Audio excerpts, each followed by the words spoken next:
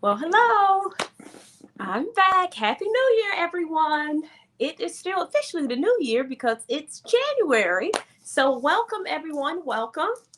We are back with Let's Get Growing 2022. So, y'all know when I log on around 7, I like to give it a few minutes for people to join us. Hey, Miss Antoinette. Welcome. You are usually the first person to log on. So thank you for being the first person to log on. We're going to get started in a few minutes. I'm just going to give just a few minutes for people to log on. How's everyone doing? Somebody give me a wave, a shout out, Curl House Rock, something. Let me know who's online today. How's everyone's new year coming so far? Anything new and exciting? Has anyone done anything different this year that you didn't do last year? Let me know. Happy New Year. All right. Let me, you know what? How do I respond? Y'all know I'm still trying to get used to this thing. Oh. Hey, Shantae, welcome. How are you doing? Now, Shantae, where are you from? I know we have Antoinette from North Carolina. I'm in Richmond.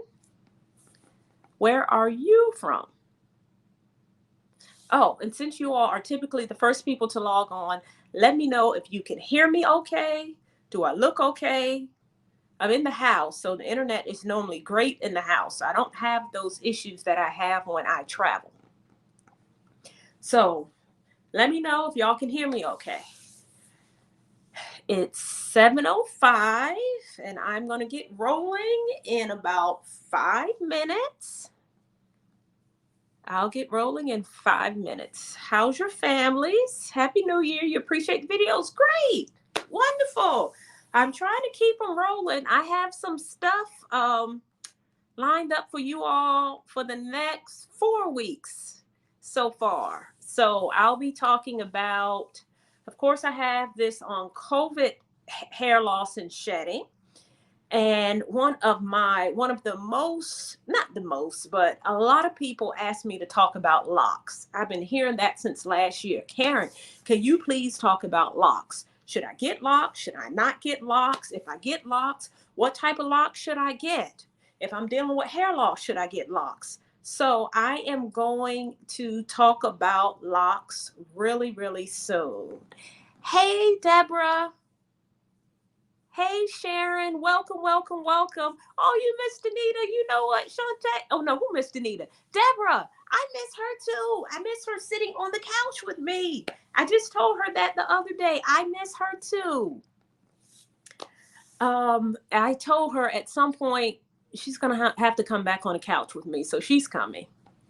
So locks is coming up. I'll be talking about locks, all about locks. You know, I've been styling natural hair for years, and a lot of my clients with loose natural hair decided to get locks.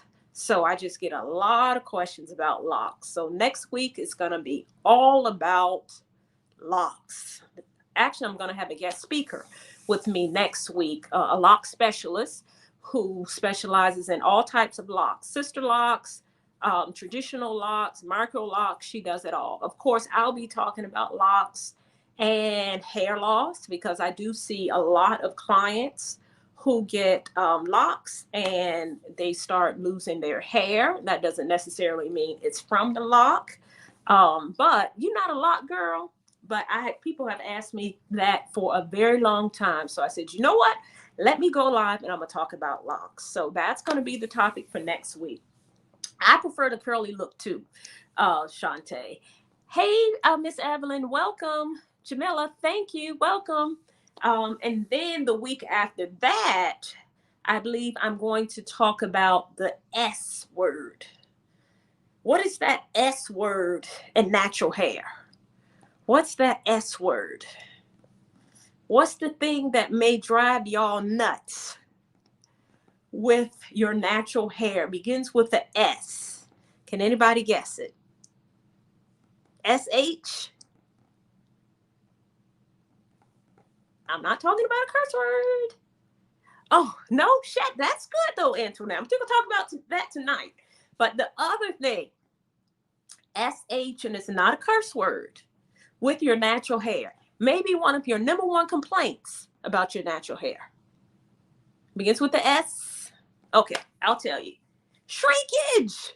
So 2 weeks from now, I'll be talking about that S word, shrinkage. What is shrinkage? Can you do anything about shrinkage? How can you elongate the hair so it doesn't shrink as much? So I'll be talking about that a couple weeks, and there's some other topics. I actually planned for 2022, so I wrote topics out for the next 2 months, but the only ones I can remember off the top of my head are the next two. Yes, so that's what's coming up. Hello, Edward. Thank you for joining. Okay, it's 7:08, so I'm gonna break my rule and I'm gonna go ahead and start talking now. So tonight we're talking about COVID hair loss and shedding. COVID hair loss and shedding. So I've been getting this people ask me all the time or tell me all the time, Karen, I had COVID. I had COVID a few months ago and my hair is coming out.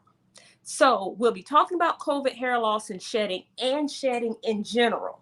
So when I talk about it, you'll see how they're kind of very similar in terms of hair loss in general. But since unfortunately COVID is trending right now, and also COVID related hair loss is actually trending right now, I thought this would be an awesome time to go ahead and talk about it.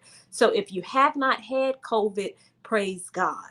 If you have had COVID and if you're dealing with hair loss as a result of COVID or a lingering symptom from COVID, we're going to talk about that tonight. And we're going to talk about general shedding in general. Okay. So I got a question for y'all. Is hair loss a symptom of COVID, or is it a response to stress? So let me ask y'all that again. Is hair loss a symptom of COVID, or is it a response to stress? So y'all tell me. Shantae, your texture has changed so badly. Is that from COVID, Shantae? And you can respond. I may not address it immediately, but I see your responses and I'll get to them. Okay, so Deborah's saying that hair loss is a response. Okay. So again, is hair loss a symptom of COVID, or is it your body's reaction to the stress, or is it a response? Okay, we got two responses. Anybody else? Do y'all think that's a symptom? So if your hair is coming out, you got COVID, your hair is coming out. Is that a symptom or is that a response? Hi, Miss Pearline. Welcome from South Carolina. Okay, I think y'all got it. Yes, it is, primarily a response to stress. So I've had many people, again, clients who are dealing with hair loss after COVID. They think, oh my God, I had COVID and now my hair has come out. And usually, and what we just see our hair coming out. So it's not a symptom, because typically when your hair starts to come out, it doesn't come out while you have COVID. It usually starts to come out anywhere from 3 to 6 months post-COVID. So, with COVID, if you've had COVID or if you know someone who's had COVID at this day and time, I'm sure everyone probably knows someone who's had COVID. But if you've had COVID and if you are dealing with hair loss, it's normally a response to the stress that COVID has put on your body. And so I got a message. I see someone said they've had their hair was growing fine and it started to thicken back up until she got COVID. I'll just discuss that too, Tara. So with me, y'all know I'm a researcher. I'm a trichologist. Let me clarify what a trichologist is. I am a hair loss specialist. I am not a doctor. I know all about hair loss. I know the body systems and how that affects the hair, but I'm not a doctor. Need to clarify that. So in terms of COVID-related hair loss in particular, as a trichologist, I do a lot of research. I research everything. And because I started getting a growing number of people telling me that their hair was coming out due to COVID, I started doing additional research on COVID hair loss. General rule of thumb, whether or not you have COVID or not, one of the symptoms of COVID is a fever, a change in temperature in your body. That is a symptom of COVID, fever. And whenever there's a spike in your body, whenever there's a change in your body, that is stress in the body. COVID in general and in this pandemic leads to emotional and physical stress. So when there's an abrupt change within the body, like having COVID and the lingering effects of COVID, then that will put your body or your hair growth cycle into a resting phase. So in terms of the hair growth cycles in general, there are 3 cycles a part of the hair growth cycle. The first one is anagen. That means your hair is growing. The anagen phase just means the hair follicle is growing. Then there's, and that's about 80% of the time your hair is in this anagen growing phase. Then it transitions. So your hair follicle disconnects from the blood supply. That's a catagen phase. So it's no longer growing. It disconnects, and then it goes to the telogen phase. Telogen means resting. So the hair strand rests, and eventually it sheds. It falls out. With COVID-related hair loss and with stress-related hair loss in general, people are experiencing what is called telogen effluvium. So I just explained to you what telogen is. Telogen is resting or shedding. The hair rests and then it sheds. That is normal. That's the normal cycle. Normally your hair sheds about 100 strands a day. When you have telogen effluvium, your hair can shed up to 300 strands a day, and that can last 6 to 9 months. So your hair is constantly shedding, which looks like all of your hair is coming out. Now, this is temporary. Again, it's your body's response to the stress on the body or the chemical changes that happen after having COVID or any type of stress. And normally this happens, you see it, generally speaking, 3 to 6 months post the stressor. In this case, we're talking about COVID. So, Miss Antoinette, you said your hair loss is considered a part of the long haul COVID symptoms. Is hair loss considered part of the long haul COVID symptoms?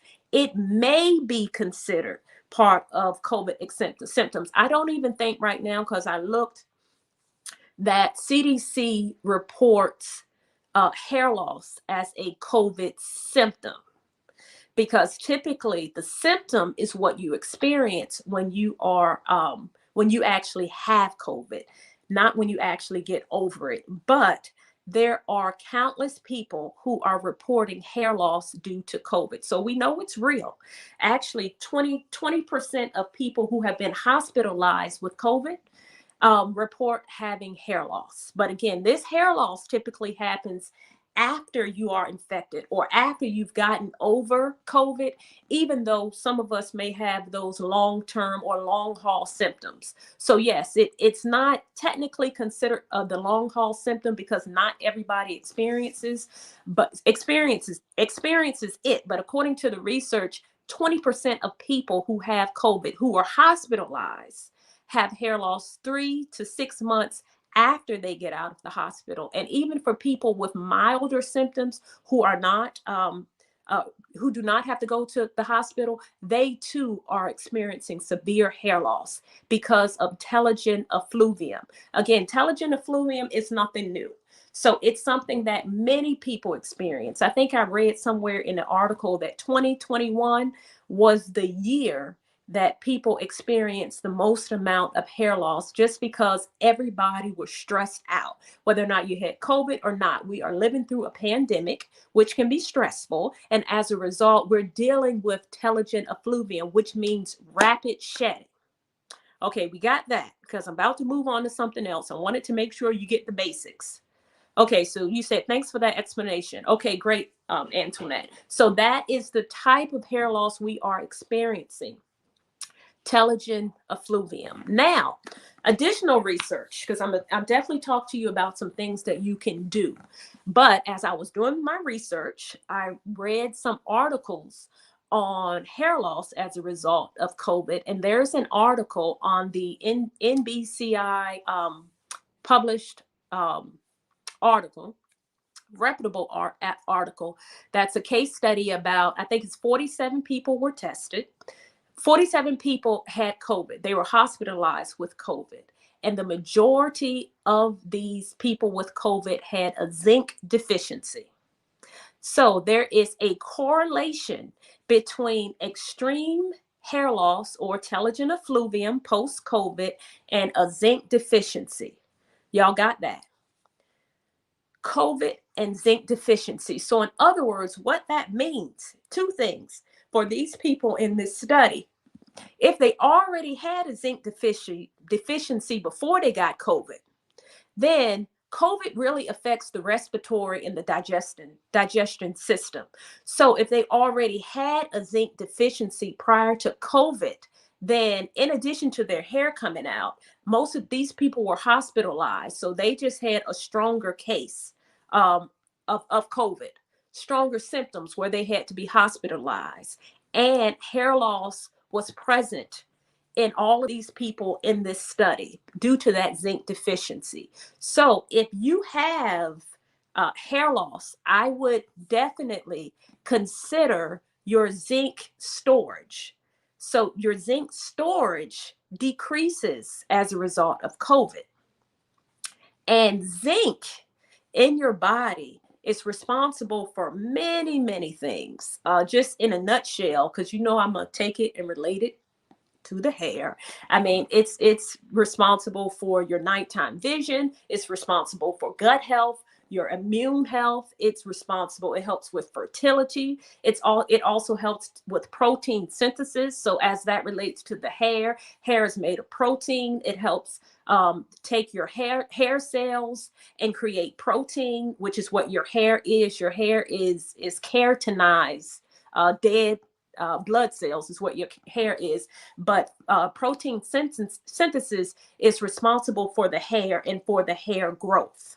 So zinc is responsible for all of this. So if you have COVID and if either you are already zinc deficient, then it's a higher probability that you may experience hair loss. And if you weren't zinc deficient before, you may be zinc deficient, or your zinc stores were depleted as a result of COVID. And that is what is causing your hair to stop growing, because that is what is affecting your hair growth cycle, your depleted zinc levels.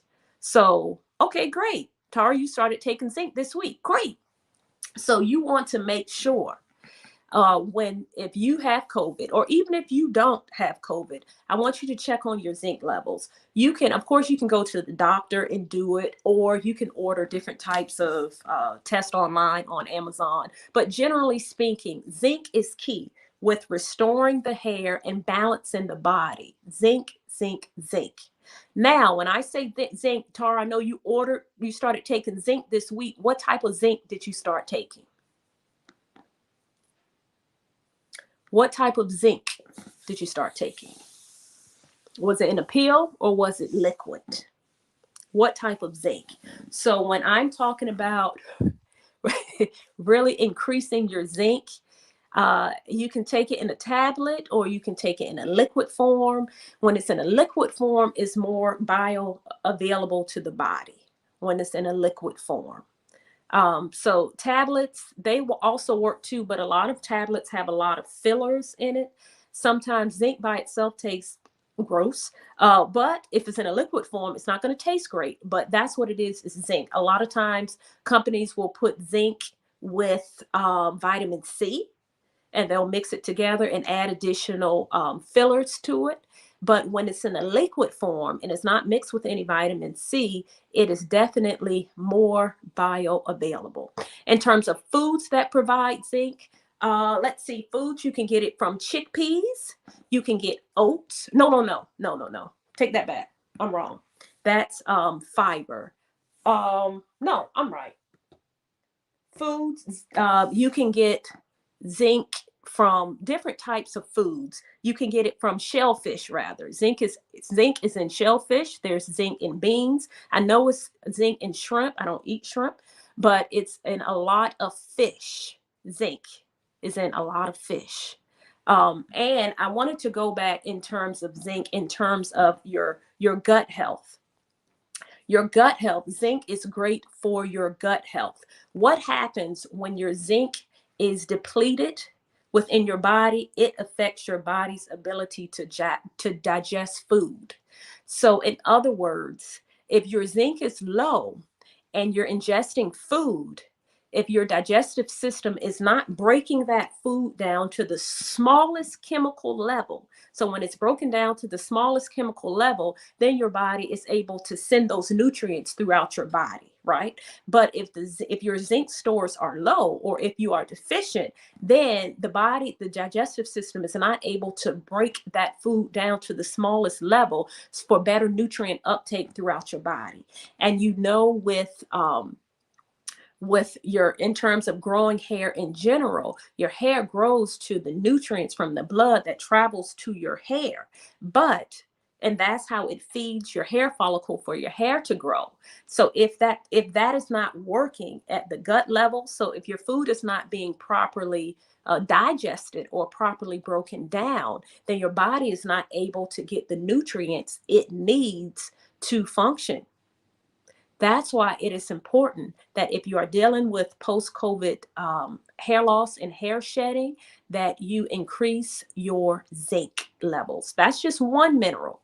That's the general mineral, according to this study. Now, this isn't Karen talking. I did my research on this. This is according to this level, according to the study, that it does affect your zinc levels. Now, another thing that will help you with this shedding is fiber. Fiber, fiber, fiber. Fiber, again, COVID affects digestion and it affects respiratory. So, fiber, increase your fiber intake. You can increase it up to 40 grams. 40 grams is a lot. You can get fiber from oatmeal, one of my favorites. You can get fiber from chickpeas. You can get fiber from lentils. You can get fiber from quinoa. You can get fiber from apples. Increase your fiber intake, because what fiber does, that helps with absorption, right? So you want the food first, you want it properly digested within your body.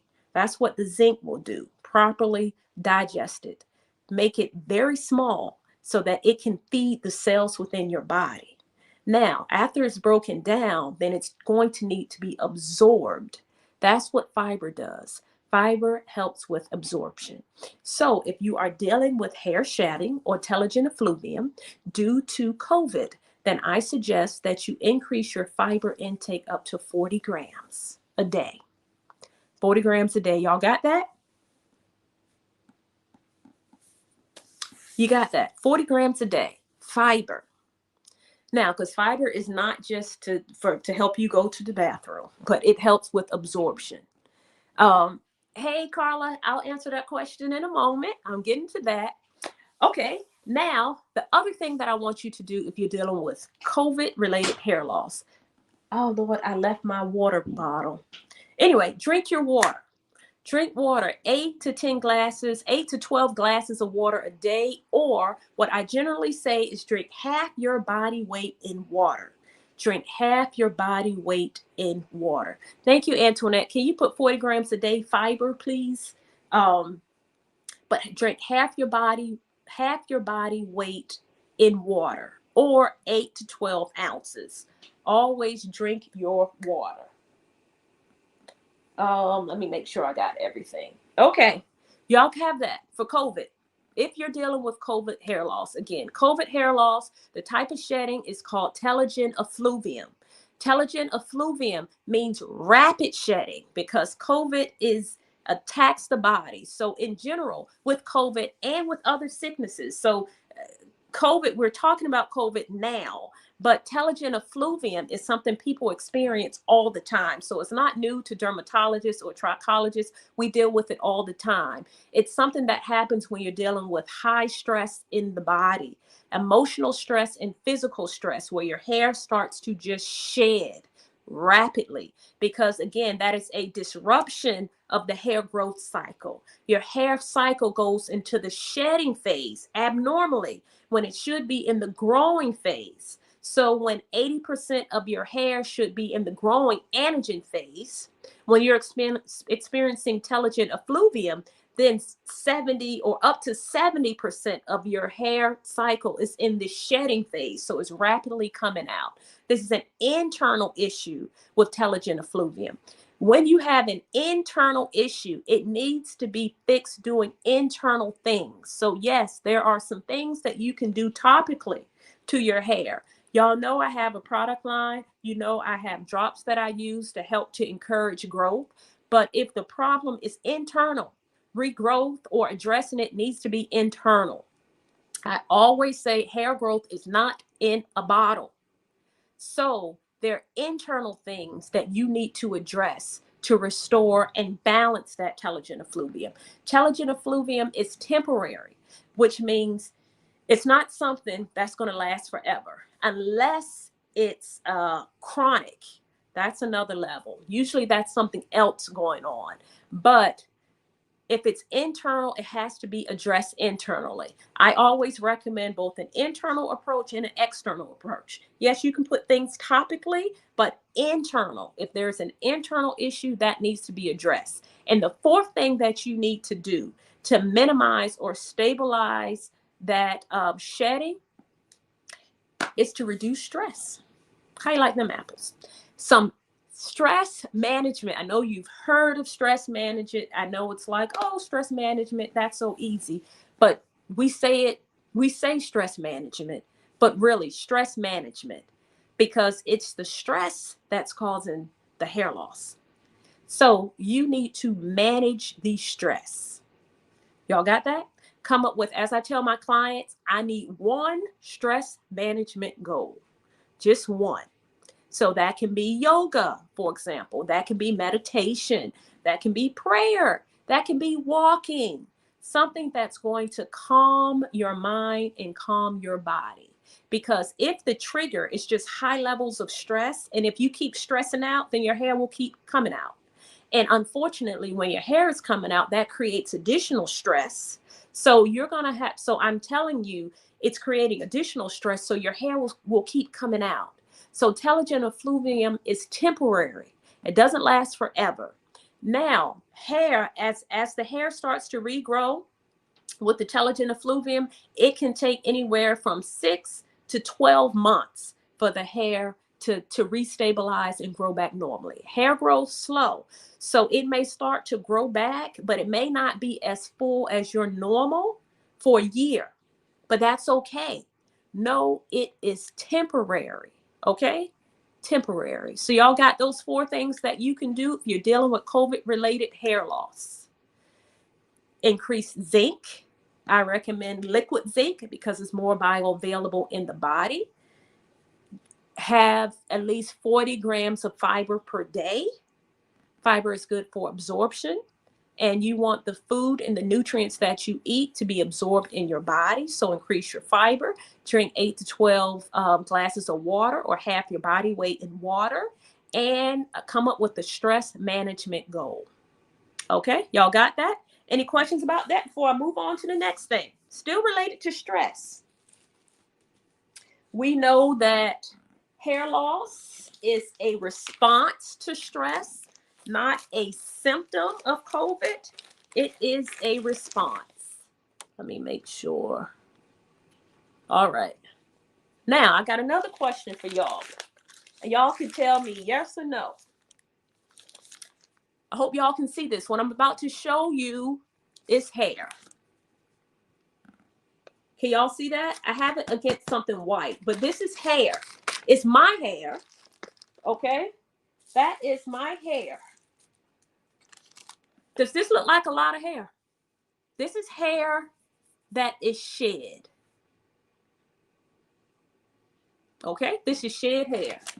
So when y'all see this, what do y'all think? Do you think this is a lot? Is this a lot of hair? This is shed hair. This is hair. Hair that came out of my head. What y'all think? I'm gonna wait for a few seconds. You know, talking to the phone is interesting, but okay, I'm trying to get y'all engaged. This is shed hair.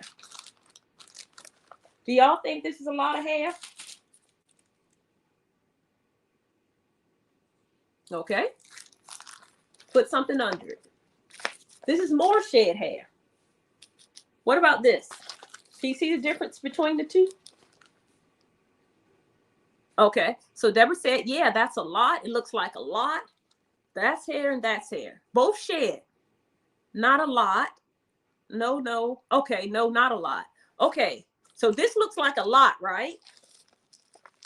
Then if you take that and compare it to this, you see the difference? Yes. Is it from one comb out? Yes, Carla. It's from one comb out. That's correct. Okay, so Antoinette, you said you have a huge gallon Ziploc bag full of shed hair. Okay, so you probably have more shed hair than me. So what you're seeing, so I told you I was going to talk about COVID hair loss or COVID shedding, because really we call it COVID hair loss, but it's really shedding. So shedding is a little different from hair loss, but I don't want to get too technical. But yes, this is what I'm showing you is my hair. This is a month's, this is 30 days worth of hair. And yes, Carla, it came from one comb out. So about 3 months ago, I was wearing a wig at that time, about 3 months ago, and I kept my hair cornrowed for 30 days, right? After I took my cornrows out, after 30 days, this is the amount of hair that came out. And yes, that looks like a lot of shed hair. Now, this is 30 days of shed hair. If you're in braids, or like if you had on a wig, or if you're just not combing your hair every day and you waited 30 days, and for me, I waited 30 days. This is what came out. A lot of people will come to me and they're scared to death because they say, oh my God, I had braids. I took my braids out. All my hair came out. It looks like all the hair came out, but all the hair came out. You combed 30 days of shed hair out on one day, as opposed to this. If you can see this, I typically wash my hair every 5 to 7 days. This is this is normal. This is the amount of hair that came out after 5 days. So I typically wash my hair every 5 to 7 days. This is 5 days of shed hair. This is 30 days of shed hair. So what I'm trying to get you to see is that it's the same amount of hair. It's just, again, the hair sheds every single day. Your hair can shed up to 100 strands per day. With natural hair or with curly hair, we don't typically comb our hair when we're wearing it in its natural state, whether or not you're wearing a fro, whether or not you're wearing twist outs, curl definition. We're not combing our hair the way we did when our hair was straight. We typically comb or may manipulate our hair when we wash it. So if you're washing it every 7 days or 10 days, you're going to get a certain amount of hair that comes out. And all of the hair, if you wash your hair, again, this was 5 days. I did not comb my hair for 5 days. So when I combed it, this is the amount of hair that came out after 5 days. That is normal. But if I do not comb it for 30 days, then you're going to get this. And that's why people will just trip, for lack of better words, when they take out their braids and they think their hair is falling out. Your hair is not falling out if you do not comb your hair. Some people get sew-ins. They keep them in for 8 weeks. They get braids, keep them in for 6 to 8 weeks, and then they comb their hair and all of their hair seemingly comes out at one time. That is normal. That is not telogen effluvium. Telogen effluvium is what happens when it becomes abnormal.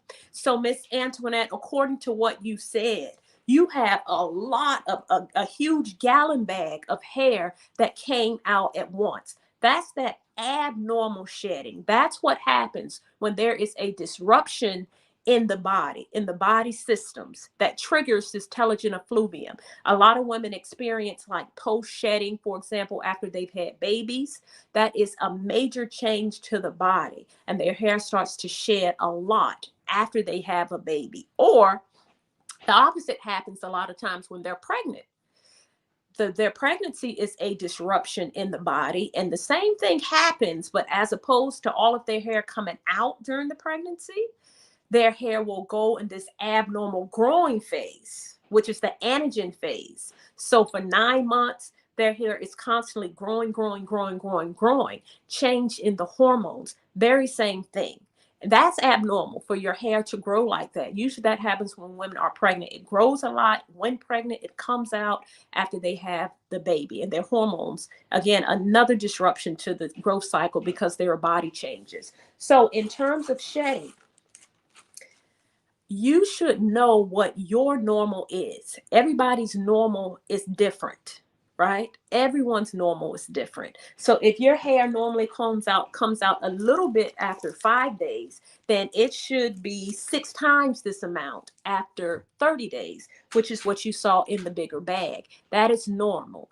It's just when a lot of hair is coming out every day, that is when it becomes abnormal. And that's when you need to seek help, because that is not normal. Now, does everybody get that example? Y'all got that? Y'all got that?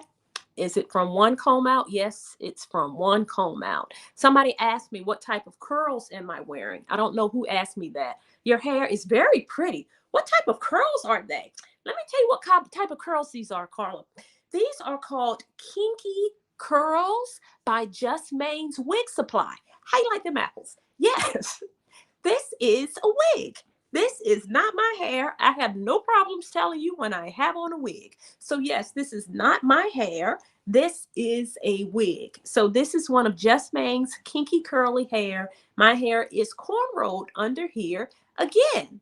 So my hair has been cornrowed since January 1st. So it has been 24 days, or no, not 24. What's the day? 27 days. So I'm about to wash my hair this weekend. And when I wash my hair this weekend, I'm sure this bag of hair will look the same because I have not combed it in 30 days.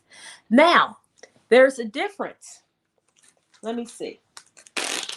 There's a difference between shedding and breaking. Okay. So you should be able to tell the difference between shedding and breaking. Shedding is normal. Your hair should be shedding. That's a part of the normal growth cycle for your hair to shed every day. Again, even if you don't see it. I don't see my hair shedding the way I did with relaxed hair. When my hair was relaxed, it was straight. I wore it in a wrap. I combed it every day. So every day it seemed like that hair was coming out. That's normal. Now, there's a difference between shedding and breaking. The hair that is sheds from the root. So if you look at your hair, and if you are concerned on whether or not it's shedding or breaking, you can't see this. I have a hair strand in my hand. It's so tiny. I know you can't see it. And this piece so happens to be gray, so I know you can't see it. But if you pick up a hair strand, and if you look very closely at one of the tips should be a little white bulb. You should be able to see it, particularly if your hair is dark. I'm looking at gray hair and I can see it because I know exactly what I'm looking for, but I can even see it on this gray hair. But it should be a little white bulb on your hair strand. So, and the little white bulb means your hair shed from the root, and that's normal. And if you look at the piece of hair and if you stretch it out, again, I don't know. Y'all know I'm silly. Okay, I can't even see that. If you stretch it out, it should be about the length of hair that is your length of hair. So it's shedding from the root. So if you have 6 inches of hair, it should be 6 inches. If it's 12, it should be 12 inches. That's how you can tell if the hair is shedding or if it's breaking off. Now, again, the little white bulb. Now, if you look at your hair, and natural hair is a little different because, as I explained in another live, natural hair has points of weakness, places where the hair is more inclined to break off. So natural hair has what I call kinks. So kinks, every place where your hair actually has that curl, it's a place of weakness where it curls. If you have kinks, kinks is where the hair wraps around each other. So when the hair wraps around each other, it makes it even weaker. Let me see if I can show it. Hold on, let me grab something. Sorry.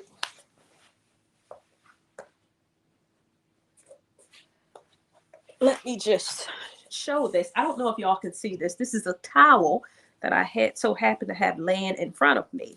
So, think of a curl as a C, right? When you have kinky curly hair, where the bends in your hair is, that is where the hair wraps around each other. So it kind of does this, right? So this is a kink. It's called a torsion, but it's a kink.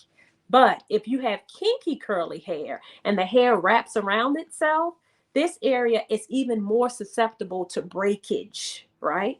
Because the hair is wrapping around each other. So if you have kinky curly hair, that area where the kinks are, that hair is even more fragile. So when you're looking for shedding versus breakage, particularly if you have kinky curly hair, when your hair comes out, if you pick it up, if you see a lot of broken strands or smaller strands rather, that's where the hair is breaking off. So that's how you can tell the difference between the two. That's why with natural hair, because a lot of us do have kinky curly hair, or even with curly hair, is more fragile, right? In general, because our curly hair, no, this is not my hair, but I'm using it as an example. Our hair just wants to be curly, right? Whether or not you have a tight curl, a loose hair, the natural characteristic of the hair is curly. So our hair just wants to curl. But what do? We comb it, we brush it, because we got to take the tangles out in order to style it. And when we do that, we're putting more tension on the hair, more tension on those areas of curls or kinks or weaker points, causing the hair to break off.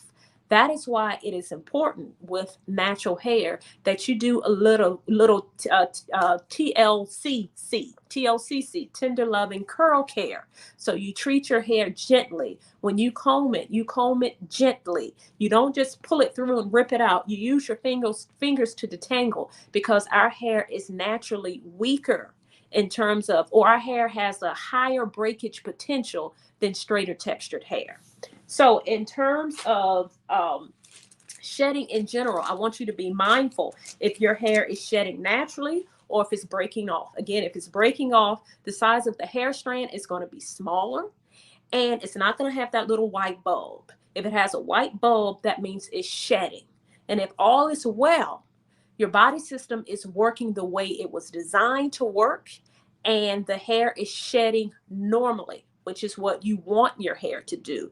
If you feel like you are experiencing telogen effluvium from either COVID or from any stressor, what I recommend you do, if you feel like your hair is just shedding more than normal, and as I tell people, whether or not your hair is shedding more than normal, because everyone's hair sheds differently, up to 100 strands. So that means one person's hair could shed 50 strands a day. Another person's hair could shed 100 strands a day. Even some people may shed more than 100, but that is their normal. So if you know your normal in terms of the amount of hair that you're shedding, and if you feel like it's shedding more than normal, I want you to do, the first thing I want you to do is think about whether or not you have been under an abnormal amount of stress. Now, we all deal with day-to-day stress, but think about whether or not there's a period where you had been under an abnormal stress. So that could be a death in the family. That could be a major surgery, for example, is a stressor. Or it could be a good event that happened. You're married, you're planning for a wedding. That brings on an enormous amount of stress. So if you can pinpoint that event, and if that major stressor happened anywhere from 3 to 6 months prior, and now you are experiencing a lot of shedding, then that's more than likely telogen effluvium, right? You should be able to pinpoint exactly when you are under this high amount of stress. That is telogen effluvium, and that is temporary. It is not permanent. If you are experiencing that, you can take both an external and internal approach to address it, with internal being number one. The first thing to do is minimize the stress. That's number one, minimize the stress. Increase your water intake. In general, whether or not it's COVID or not, minerals. Make sure that your body is getting the proper amount of minerals. You can do it through your food, or you can do it through vitamins. So a good, nutritious diet is key. And I didn't say that with COVID. I know I focused on zinc just because, according to studies, that there's a correlation between zinc deficiency and extreme hair loss with COVID patients. But in general, focus on your diet. Make sure that your body is getting what it needs to function. Because if there is for example, a shock to the body, like a stress from planning a wedding, or stress from a surgery, or stress from having a baby, stress to the body in and of itself will put your body is going to go in a mode where the body will shut down non-essential operations to focus on the stressor. And hair growth is definitely non-essential. So it's going to focus on the essential functions of the body, which is part of the reason why if there's a stressor to the body, your hair comes out, because your body is using all of its energy, so to speak, to address the function in the body that's lacking due to the stress. So hair is non-essential. Hair tissue is non-essential. Hair growth is non-essential. So because it is non-essential, that is why you see so much hair coming out, because the body doesn't need hair to function. So in terms of your nutrients, I stress proper eating, proper nutrient uptake, because the body needs proper nutrients for the hair to grow. Your hair grows through oxygen, which you can get from drinking proper water.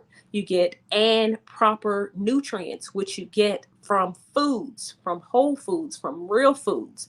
You ingest that, the digestive system breaks it down to a level that the body can absorb it and spit it back out to the cells, so that the cells are fed and the hair cells are fed.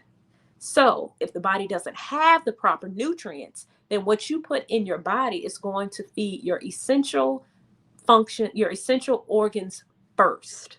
The body cares about the essential tissues, essential organs, and hair is non-essential. So if you don't have enough, if you're not eating enough nutrients or taking those supplements, if that's what you need, then what you're eating, what you're ingesting is going to feed what's essential. That's why your hair is lacking. That's why if something is going on in your body, hair is a barometer of your health. So if something is going on in your body, it shows up in your hair. That's what happens with hair loss. That's what happens with extreme hair shed. That's why it is important to make sure you are eating a balanced diet if you're dealing with telogen effluvium. Balanced diet, making sure you are getting the key nutrients, key minerals, key vitamins that you need for your body to sustain itself. Protein is important. Make sure you're vitamin D, make sure you're getting vitamin C, make sure you're taking B12. You can get all these things through your food, or if you don't get it through your food, of course, food is first, and you can get it through supplements. Okay, I'm coming up for air because you know I can go. And again, if you're dealing with effluvium, make sure you manage your stress. You have got to get your stress under control. Clients will come in, they're dealing with hair loss, they're dealing with effluvium, and they are so stressed out. And I will tell them it is going to be very difficult to start the process of restoring your hair if you're still stressed out, if it's the same stress 3 months ago and you still have it now, then the body doesn't have the chance to restabilize itself because the hair growth cycle is still out of balance if you're still stressed. So you have to come up with stress management techniques. Okay? All right. That was a lot. Do y'all have any questions? Let me see. Okay, Antoinette, that barometer is way off, but we're going to need to get it balanced. We're going to need to get it balanced. Okay? Antoinette posted in the comments the suggestions for COVID-related hair loss, some of the things that you can do to help balance the body. Okay? She posted in there if y'all want to jot them down. Tara posted something. I'm definitely going to pull up that article. Glad you pulled that up, Tara. If you all want to do some research on it, before I talk, I like to really do my research because I want to make sure that I'm presenting you with accurate information. I like case studies. My background is research even before I did hair. My background is research. I was research faculty at a local university. I did that for 10 years. I like empirical data. That is me. So I'm going to do the research for you. But if you don't trust me, you can always look online. So let's see. So again, Telogen Effluvium, take an internal approach and internal, external products. Again, products have their place. Products have their place. But you cannot solely fix hair loss that's resulting from something internal. Now, the y'all know the product line that I carry, curlhouse.com. The product line is designed for healthy hair. The growth drops are designed to be applied topically on a clean scalp. Hold up, y'all. These growth drops, favorite product, are designed to be applied topically on a clean scalp so that it penetrates through the outer layer, penetrates through the scalp to reach the lower levels of your hair to really encourage growth there. So yes, they absolutely help, but you have to do a little bit more than to just apply a product to your hair when you have internal issues that's affecting your hair loss. Okay, guys, I did it. It's almost 8 o'clock. I'm finished. I don't see any more questions. Y'all can reach me at info@curlhouse.com.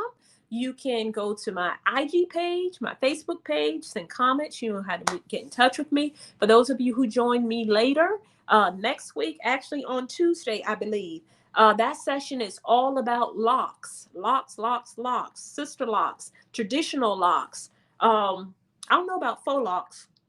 Sister locks, traditional locks, what's the other one? Micro locks. I'll have a specialist online with me talking all about locks. So many people are thinking about getting locks. Are they good? Are they bad? Do they make your hair come out? Is your hair strong enough for locks? So we'll be talking all about locks. So I believe that is on Tuesday.